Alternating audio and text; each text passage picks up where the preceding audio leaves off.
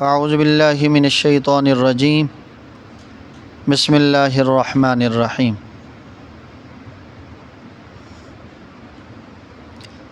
وعندہم قاصرات الطرف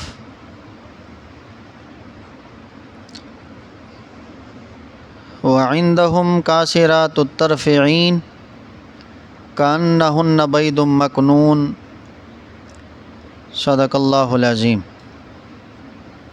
مولاي صل وسلم دائما ابدا على حبیبک خیر الخلق کلہم۔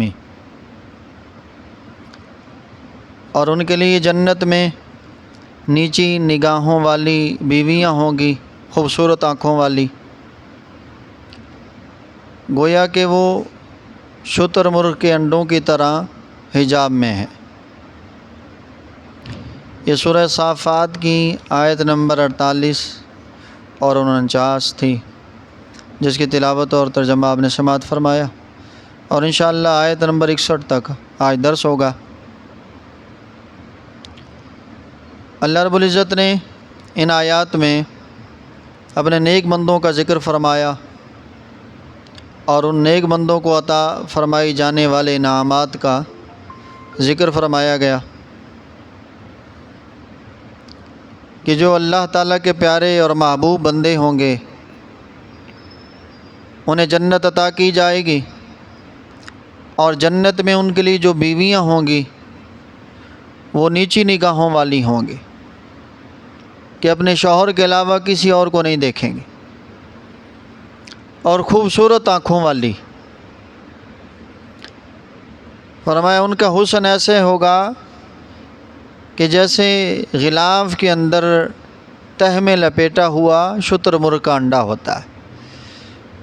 انڈے کے اوپر ایک تہ ہوتی ہے، پھر نیچے ایک باریک تہ ہوتی ہے، ان کو جب اتارا جائے تو پھر جو چمکدار سفیدی نکلتی ہے، فرمایا اسی طرح انہیں اللہ تعالیٰ محفوظ فرمائے گا کہ جس طرح اللہ تعالیٰ نے چھلکوں میں انڈے کو محفوظ رکھا ہے۔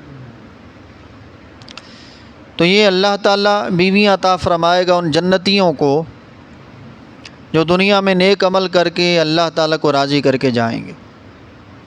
فرمایا فَأَقْبَلَ بَعْضُهُمْ عَلَى بَعْضٍ يَتَسَاءَلُونَ، جنتی آمنے سامنے بیٹھ کے ایک دوسرے سے سوال و جواب کریں گے۔ جس طرح دنیا میں محفلیں ہوتی ہیں، اس طرح جنت میں بھی محفلیں سجی ہوں گی، جنتی جنتیوں کے سامنے بیٹھ کے گفتگو کریں گے۔ قال قائل منہم انی کان لی قرین، تو ان جنتیوں میں سے ایک بات کرنے والا کہے گا کہ بے شک دنیا میں میرا ایک ساتھی ہوا کرتا تھا،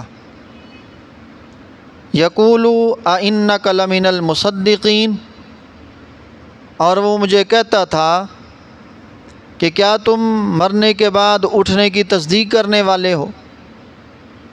اَإِذَا مِتْنَا وَكُنَّا تُرَابًا وَعِظَامًا أَإِنَّا لَمَدِينُونَ، کیا جب ہم مر جائیں گے، مٹی اور ہڈیاں ہو جائیں گے، تو کیا ہمیں پھر جزا و سزا دی جائے گی؟ تو وہ تعجب کیا کرتا تھا۔ تو جب یہ بات جنتی کہے گا، قال هل انتم مطلعون، تو دوسرا جنتی اس سے کہے گا کہ کیا آپ نے اس ساتھی پر آپ مطلع ہونا چاہتے ہیں، اسے دیکھنا چاہتے ہیں؟ تو یہ بات کرنے والا کہے گا کہ ہاں ضرور میں دیکھنا چاہتا ہوں۔ تو پھر اسے کہا جائے گا کہ جہنم کی طرف جھانکو، فاطلع فرآہ فی سواء الجحیم، تو جب وہ جھانکے گا تو اسے جہنم کے درمیان میں پائے گا۔ قال تاللہ ان کدت لتردین، تو یہ جنتی کہے گا اللہ کی قسم آپ تو مجھے بھی ہلاکت میں ڈالنا چاہتے تھے، تو اگر میں آپ کی بات مان لیتا، مرنے کے بعد اٹھنے کا انکار کر دیتا، تو میں بھی جہنم میں ہوتا، تو آپ تو مجھے بھی ہلاکت میں ڈالنا چاہتے تھے۔ ولولا نعمت ربی لکنت من المحضرین، اگر مجھ پر میرے رب کا انعام اور نعمت نہ ہوتی ایمان کی صورت میں، تو میں بھی تیرے ساتھ ہی پکڑا جاتا، جہنم میں ڈالا جاتا۔ لیکن اللہ تعالیٰ نے کرم فرمایا کہ مجھے ایمان کی دولت نصیب فرمائے۔ یہ بھی اللہ تعالیٰ کا بڑا کرم ہوتا ہے، اللہ تعالیٰ کا انعام عظیم ہے۔ تو وہ جنتی کہے گا افما نحن بمیتین، اب جنت میں ہمیں کوئی موت نہیں ہے، موت وہی تھی جو ہم نے پہلے دیکھ لی ہے۔ الا موتتنا الاولی وما نحن بمعذبین، سوائے اس پہلی موت کے جس کے ذریعے سے ہم دنیا سے اس جنت میں پہنچے، اور ہمیں کوئی عذاب بھی نہیں دیا جائے گا۔ ان ھذا لہو الفوز العظیم، تو جنتی کہے گا کہ یہ بہت بڑی کامیابی ہے کہ اللہ تعالیٰ نے مجھے جنت عطا فرمائی ہے، یہ سب سے بڑی کامیابی ہے۔ لمثل ھذا فلیعمل العاملون، تو اس طرح کی کامیابی کے لیے عمل کرنا چاہیے، عمل کرنے والوں کو اس طرح کی کامیابی کے لیے کوشش کرنی چاہیے۔ تو وہ جنتی جہنمی سے بات کرے گا، تو یہ ان دونوں کی آپس کی گفتگو اللہ تعالیٰ نے ان آیات بینات میں ارشاد فرمائی۔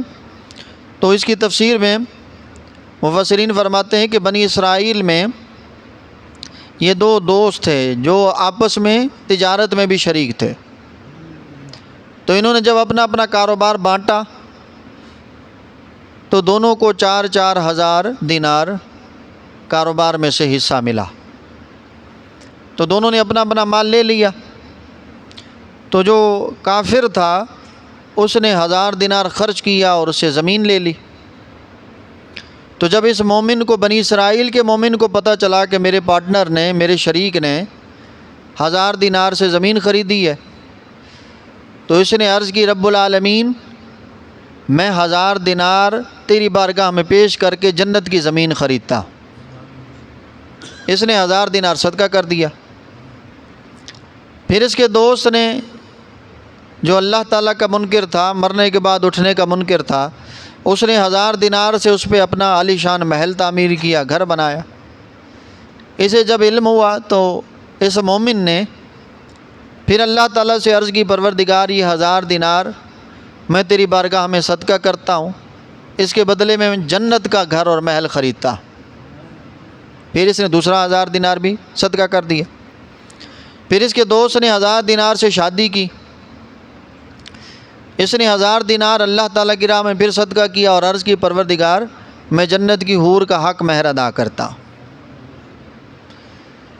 پھر 1,000 دینار سے اس کے دوست نے گھر کا ساز و سامان خریدا، غلام لیے، اس نے 1,000 دینار پھر اللہ کے راستے میں صدقہ کیا اور عرض کی پروردگار اس سے میں جنت کے خدام خریدتا، جنت کا سامان خریدتا۔ حتیٰ کہ اس نے اپنا ساری جو جمع پونجی تھی وہ خرچ کر دی، حتیٰ کہ مشکل وقت آ گیا، تنگ دستی آ گئی، تو اس نے سوچا کہ اپنے اس کافر دوست کے پاس جاتا ہوں اور اسے کہتا ہوں میری کچھ مدد کرے۔ دوست کے پاس گیا تو وہ دوست اپنے غلاموں کے ساتھ، نوکر چاکروں کے ساتھ، ٹھاٹ باٹ کے ساتھ گزر رہا تھا۔